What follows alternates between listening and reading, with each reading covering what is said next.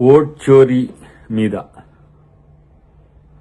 బండి సంజయ్ గారి నుంచి మొదలు పెడితే బీజేపీ నాయకులందరూ మాట్లాడుతున్నది. మహేష్ కుమార్ గౌడ్ గారికి కౌంటర్ వేస్తున్న వాళ్ళందరికీ కూడా చిత్తశుద్ధి ఉంటే మొత్తం ఓట్ల దొంగతనం జరిగిందనేది మా రాహుల్ గాంధీ గారి యొక్క ఆరోపణ. ఇలా బీహార్లో పెద్ద ఎత్తున ఓట్ అధికారి యాత్ర చేస్తున్న పరిస్థితి.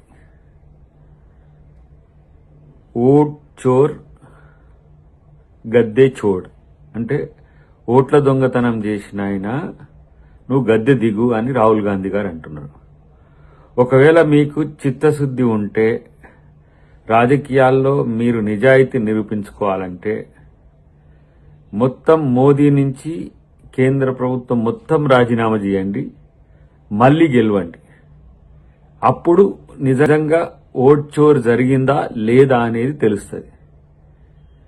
ఎందుకంటే 2018 తెలంగాణ ఎన్నికల నుంచి మొదలు పెడితే ఇప్పటి వరకు ప్రతి రాష్ట్రంలో బీజేపీ అనుకూల ప్రభుత్వాలు రావడం ఒక ఎత్తు అయితే, అక్కడక్కడ అడపాదడపా కాంగ్రెస్ ప్రభుత్వం వచ్చిన దగ్గర కూడా వాళ్ళు ఏ విధంగా ప్రభుత్వాలను కూల్చిండ్రో లెక్కలతో సహా చెప్పగలము. మాట్లాడితే తెలంగాణలో ఎట్లొచ్చిండ్రు, కర్ణాటకలో ఎట్లొచ్చిండ్రు, హిమాచల్ ప్రదేశ్లో ఎట్లొచ్చిండ్రు, జార్ఖండ్లో ఎట్లొచ్చిండ్రు అని అంటున్నారు. అక్కడ మీరు ఓట్ల దొంగతనం చేసినా కూడా అంతకు మించి ప్రజలు ఓట్లేసిండ్రు కాబట్టి గెలవగలిగినాం. ఇలా ఓట్లు కోల్పోయిన వాళ్ళు ఒక ఎత్తు అయితే, ఓట్ల పేరు మీద మీరు వాళ్ళు లేరు అని చెప్పి వాళ్ళు చనిపోయిన వాళ్ళ లిస్టులో వేస్తే వాళ్ళొచ్చి రాహుల్ గాంధీ గారితో ఇలా టీ తాగుతున్న పరిస్థితి, సుప్రీంకోర్టును ఆశ్రయిస్తున్న పరిస్థితి.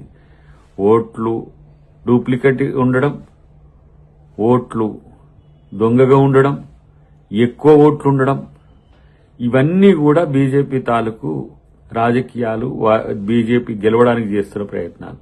నిజంగా ఇప్పుడు బండి సంజయ్ గారికి మీకు అంత ఒకవేళ కేంద్ర ప్రభుత్వాన్ని ఒప్పించే దమ్ము ఉంటే మొత్తం మోదీని రాజీనామా చేయమనండి, మళ్లీ ఎన్నికలు పెట్టమనండి.